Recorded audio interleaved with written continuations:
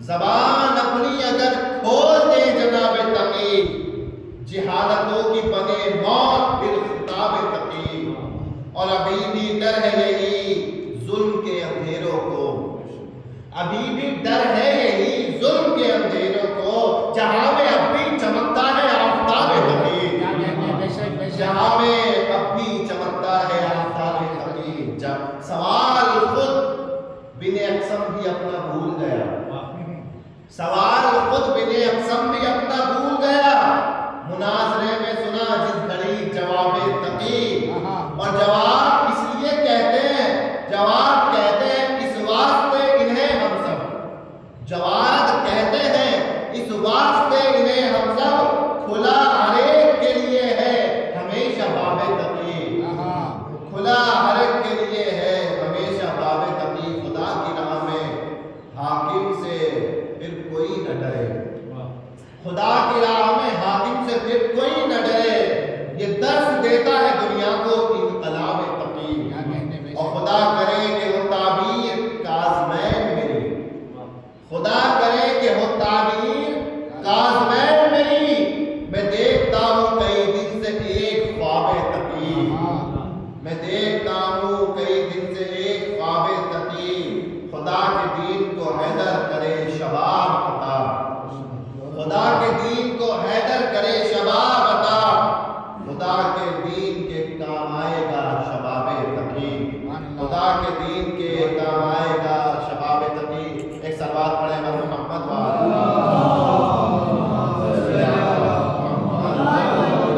دیکھیں، حقیقتاً محفل میں خطاب صرف ایک رسم ہے، لیکن رونق محفل اشعار ہے جو مولا کے لیے لکھے جائے۔ شان محفل، شان و شوکت جشن علی اصغر، جشن امام تقی، یہ اشعار ہے کہ جو پڑھے جائیں۔ عزیزان محمد، صرف دو جملے آپ کی خدمت میں اس ولادت کے اعتبار سے پیش کرتا ہوں۔ ایک جناب علی اصغر کی عظمت ہے، جناب علی اصغر کے بارے میں کہا گیا ہے کہ جناب علی اصغر دریچہ کربلا ہے۔ دریچہ کربلا کا مطلب کیا ہے؟ کہ اگر کربلا کی عظیم عظیم قربانیوں کو سمجھنا ہے، کربلا میں حسین کے عظیم مقصد کو سمجھنا ہے، ہو سکتا ہے کسی کے سامنے امام حسین کی قربانی کو مقام نہ رکھتی ہو سکتا ہے کوئی عباس کو اس طریقے سے نہ پہچانتا ہو، لیکن اکثر دنیا میں دیکھا گیا ہے کہ جتنے زیادہ لوگ اصغر کے ذریعے کربلا کو پہچانے ہیں، اتنا کسی اور ذریعے سے نہیں پہچانے۔ تو اصغر ایک ایسا دریچہ ہے کہ اگر کسی انسان کے دل میں، انسان کے اندر دل ہے اور وہ دل زندہ ہے، تو اصغر کی قربانی سن کر حق کو پہچان لیتا ہے۔ آج بھی بڑے بڑے لوگ جو شیعہ بھی نہیں تھے، شیعہ بھی نہیں تھے، مسلمان بھی نہیں تھے، انہوں نے کربلا کی کہانی سنی، کہاں سنا؟ علی اکبر مارے گئے، پڑھ لیا سن لیا، قاسم پامال ہوئے، پڑھ لیا سن لیا، غیر شیعوں کی بات کر رہا ہوں، عباس کے بازو کٹے، پڑھ لیا سن لیا۔ لیکن جب وہ لوگ اس نقطے پہ پہنچے کہ 6 مہینے کے اصغر اس کے گلے پہ تیر لگا، یہاں پر وہ بغیر رکے آگے نہیں بڑھ پائے، اور انہوں نے کہا میں دیکھوں تو کربلا تھی کیا کہ جہاں 6 مہینے کے بچے نے بھی شہادت پیش کی۔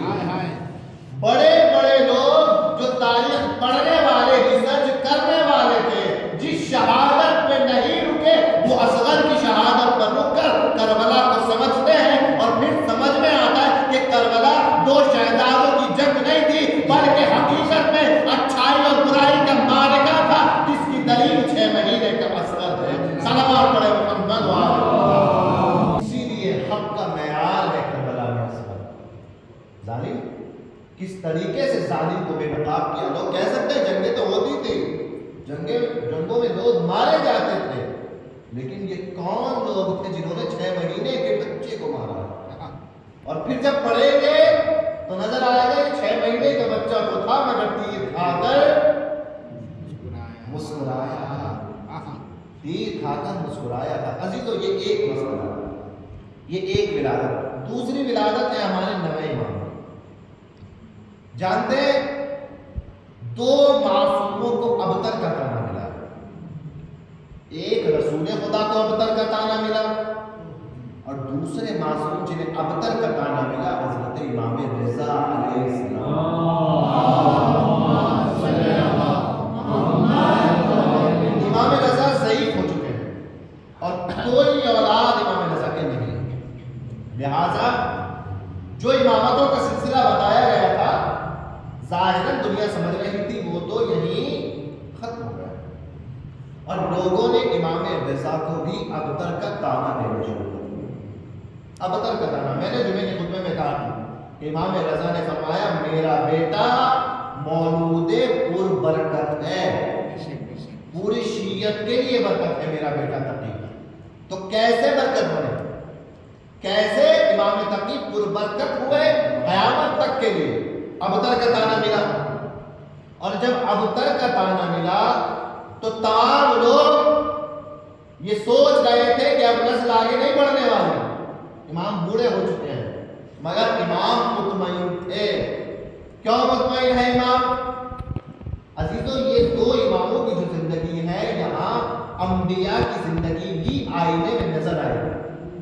کیوں مطمئن تھے امام؟ لوگوں نے کہا آپ بوڑھے ہو چکے ہو، آپ کی کوئی اولاد نہیں ہے، اب امامت کا سلسلہ کیسے شروع ہوگا؟ امام جواب دیتے ہوئے امام نے کہا ہوگا کہ ایسے ہی شروع ہوگا کہ جیسے بڑھاپے میں اللہ نے ابراہیم کو اسماعیل دیا، بڑھاپے میں اللہ نے زکریا کو یحییٰ دیا. جو اللہ بڑھاپے میں اپنے ان پیغمبروں کو بیٹے دے سکتا ہے وہ بڑھاپے میں رضا کو تقی نہیں دے سکتا. لہذا امام مطمئن ہے، مایوس نہیں ہے. لوگ سوچ رہے ہیں اب ختم ہو گئی امامت، ختم ہو گئی امامت، لیکن اللہ کا انتظام کیا تھا؟ اللہ نے قرآن میں کہہ دیا بسم اللہ الرحمن الرحیم انا اعطیناک الکوثر فصل لربک وانحر ان شانئک هو الابتر. اے رسول ہم نے آپ کو کوثر عطا کیا اور آپ کا دشمن بے اولاد رہے گا. آپ کو کوثر ملا، آپ کا دشمن بے اولاد رہے گا. آپ کو کوثر ملا، آپ کا دشمن بے اولاد رہے گا. اس کی ایک مصداق ہم نے رسول کی زندگی میں دیکھی، دوسری مصداق ہم نے امام رضا کی زندگی میں دیکھی کہ جو فاطمہ جو آنے کے بعد زندگی میں آنے کے بعد رسول کے ابتر کے دانے کو مٹا دے اسے فاطمہ کہتے ہیں، اور وہ بیٹا کہ جو آنے کے بعد رضا کے ابتر کے دانے کو مٹا دے اسے تقی کہتے ہیں. ایک بیٹی نے اپنے باپ کے دامن سے ابتریت کو مٹایا اور ایک بیٹے نے امام کے دامن سے ابتریت کے داغ کو مٹایا. مگر کمال یہ دیکھا گیا کہ اللہ نے اپنا انصاف مکمل کیا، کامل کیا، پورا کیا. ادھر امام ادھر رسول خدا کے دشمن بھی ابتر رہے، ان کی بھی نسل کا پتہ نہیں تھا. ادھر ہم نے دیکھا آج بھی ساری دنیا میں رضوی بھی پائے جاتے ہیں، تقوی بھی پائے جاتے ہیں، مگر نہ کوئی ہارون کی نسل سے ہے نہ کوئی مامون کی اولاد باقی ہے. صلوات پڑھے محمد والے کبھی نہ کبھی ہر جگہ موجود ہے. کیا کہنے. اچھا ایک بار یہاں پر بات رک گئی تھی. اب کوئی بیٹا ہوگا نہیں تو امامت ختم، لیکن بیٹا ہو گیا. پھر دوسرا پروپیگنڈا کون سا؟ یہ بیٹا ان کا نہیں ہے.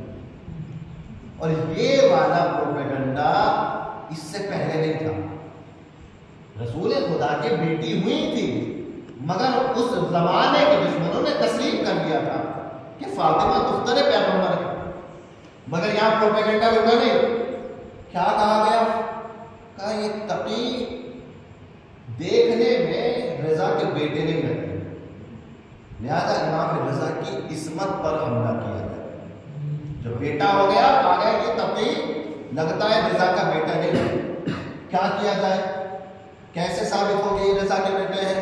اب امام رضا خاموش ہے، کسی کو کوئی جواب نہیں دیتے. اور یہ خاموشی وہی خاموشی ہے. دیکھیں قرآن کے آئینے میں دیکھیں امامت کو.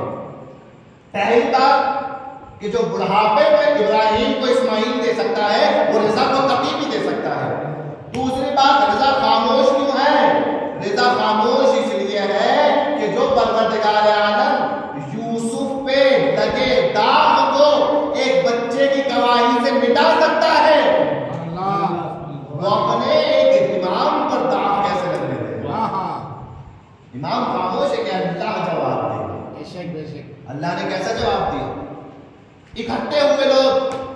کہ بھائی یہ تقی ہمیں لگتا نہیں کہ رضا کے بیٹے ہیں، کیا کیا جائے؟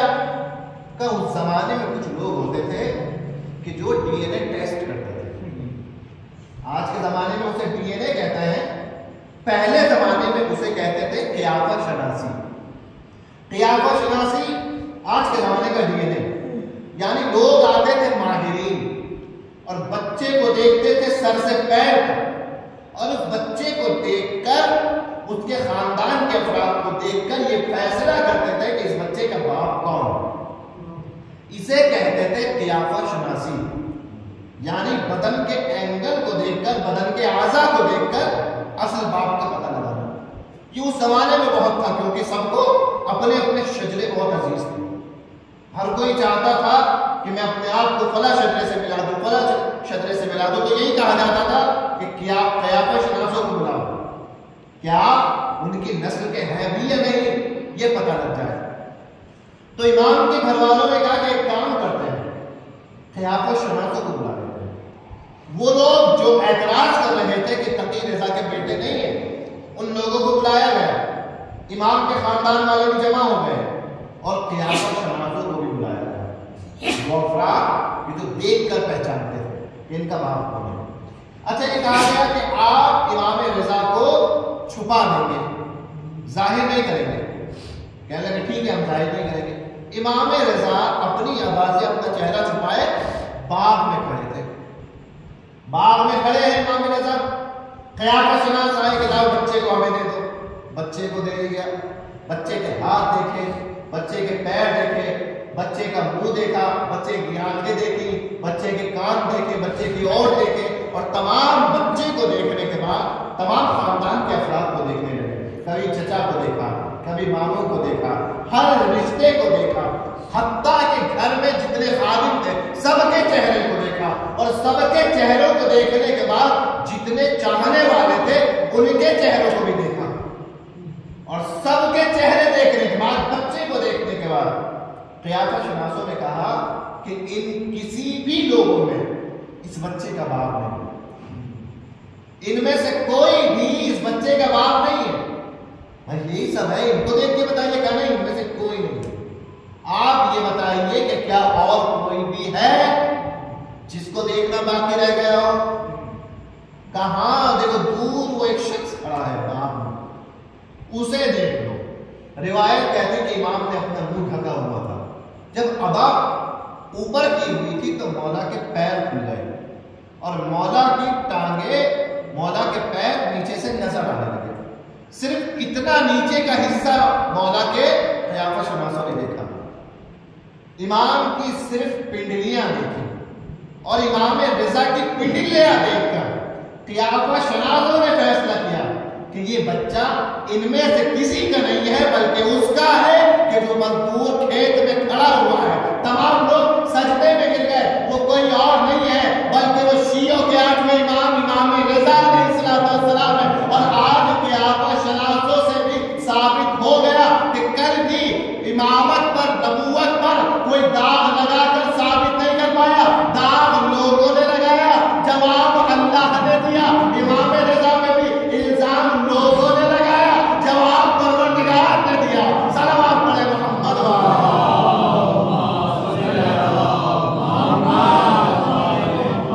دو باتیں ہو گئی. پہلی بات کوثر کا مصداق بنے. دوسری بات عصمت پر داغ لگا تھا وہ بھی چھٹ گیا، ہٹ گیا، عصمت ثابت ہو گئی. تیسری بات جب 5 سال کے ہوئے تو امام بن گئے. کتنے سال کے امام بنے؟ 5 سال کے. اب 5 سال کا کتنا بچہ ہوتا ہے؟ تمہاری کتنی عمر ہے؟ 7 سال. یہ بچہ بھی 7 سال کا ہے. 5 سال مثلا مالک اشتر 5 سال کا ہے، یہ بچہ 5 سال کا ہے. امام کی عمر اتنی تھی کہ جب امام کو امامت ہوئی. اس بچے کو دیکھیے اور منصب امامت کو دیکھیے. اب تیسرا پروپیگنڈا وہ کیا کہ بھائی شیعوں کا عقیدہ بھی عجیب ہے. ایک 5 سال کے بچے کو امام بنایا. ایک 5 سال کا بچہ ہے جسے امام کہتے ہیں. جس کا احترام کرتے ہیں، جس کی اطاعت کرتے ہیں. مگر میں نے کہا کہ ہر امامت کی فضیلت میں اللہ نے نبیوں کی مثالیں رکھی ہیں. کیسے نبیوں کی مثالیں رکھی ہیں؟ کیسے ثابت ہوگا کہ 5 سال کا بچہ بھی امام ہو سکتا ہے؟ کہیں کوئی 5 سال کا بچہ امام ہوتا ہے؟ آپ کسی 5 سال کے بچے کو لے کے آئیے اور آنے کے بعد میں مسجد میں محراب پہ کھڑا کر دیجیے اور کہیے کہ نماز پڑھاؤ اور سب سے کہیے اس کے پیچھے نماز پڑھیں، تو آپ کیا 5 سال کے بچے کے پیچھے نماز پڑھیں گے؟ آپ کہیں گے نہیں پڑھیں گے. ہم 5 سال کے بچے کے پیچھے نماز نہیں پڑھیں گے. تو میں کہوں گا جب 5 سال کا بچہ مسجد کا امام نہیں ہو سکتا تو قوم کا امام کیسے بنے گا؟ لوگوں نے کہا کہ ہاں دلیل مضبوط ہو گئی، 5 سال کا بچہ امام نہیں بن سکتا. ہم نے امام سے پوچھا یہ بتائیے آپ کے پاس کوئی دلیل ہے کہ 5 سال کا بچہ امام ہوتا ہے یا نہیں ہوتا؟ یا تو شیعہ غلط مانتے ہیں اور یا اللہ نے کوئی دلیل رکھی ہے کہ جو شیعوں کے حق میں ہے. ایک مرتبہ امام نے جواب دیا کہ تم قرآن مجید کو پڑھ کے دیکھو، جب جناب عیسیٰ کو اپنی گود میں لائی جناب مریم اور لوگوں نے مریم پہ اعتراض کیا تو جناب عیسیٰ نے کہا انی عبداللہ آتانی الکتاب وجعلنی نبیا. ہم مسلمانوں غور کرو، جب 3 دن کا عیسیٰ نبی ہو سکتا ہے تو 5 برس کا تقی امام ہو سکتا ہے. 5 برس کے تقی امام ہو سکتے ہیں. بہت سی چیزیں ہیں امام تقی کے بارے میں واقع جو بیان ہونی چاہیے، سننی چاہیے، مگر دامن وقت میں گنجائش نہیں ہے. یہ 1 گھنٹہ محفل چل رہی ہے، لہٰذا اس سے زیادہ میں زحمت نہیں دینا چاہتا آپ کو. یہی 3 نقطے یاد رہے امام تقی کے تو آج کی محفل کا ثواب مکمل ہے. بس آخری بات عزیزوں، ہر امام سے ہمیں کچھ نہ کچھ اسپیشل ملا ہے، خاص ملا ہے. امام باقر سے ہمیں دین فہمی ملی، دین کو سمجھنے کا سلیقہ ملا. امام صادق سے بھی بہت کچھ ملا. سب سے بڑی چیز جو امام صادق سے ملی وہ زیارت عاشورہ ہے، امام صادق سے ملی ہے. دعائے ندبہ امام صادق سے ملی ہے. دعائے کمیل مولا علی سے ملی ہے. دعائے جوشن کبیر رسول خدا سے ملی. جوشن صغیر امام کاظم سے ملی ہے. اسی طریقے سے امام تقی سے بھی ہمیں بہت کچھ ملا ہے، جس میں سے ایک چیز ہے وقت ہے کہ جب اس کے بعد میں ثابت ہوا کہ 5 سال کا بچہ امام ہے تو امام کا امتحان لیا گیا دربار میں عالموں کو بلا کر کہ عالموں کو امام کے سامنے پیش کیا جائے اور سوال جواب کیا جائے. واقعہ آپ نے سنا ہوگا، میں وہ واقعہ نہیں پڑھنا چاہتا، اور اگر کوئی پڑھنا چاہتا ہے تو کتابوں میں یا نیٹ پہ اس کو سرچ کرے کہ امام کا 5 سال کی عمر میں جو مناظرہ ہوا ہے دربار میں مامون کے یحییٰ بن اقسم کے ساتھ، اور یحییٰ بن اقسم مسلمانوں کا سب سے بڑا عالم تھا بغداد، اور اس 60 برس کے انسان کا مناظرہ 5 برس کے تقی سے ہوا ہے. مگر امام جیتے ہیں وہ ہارا ہے. امام جیتے ہیں 5 برس کے سن میں، اور جب یہ مناظرہ مکمل ہو گیا، امام جیت گئے، تو اب مامون نے ایک اور کھیل کھیلا.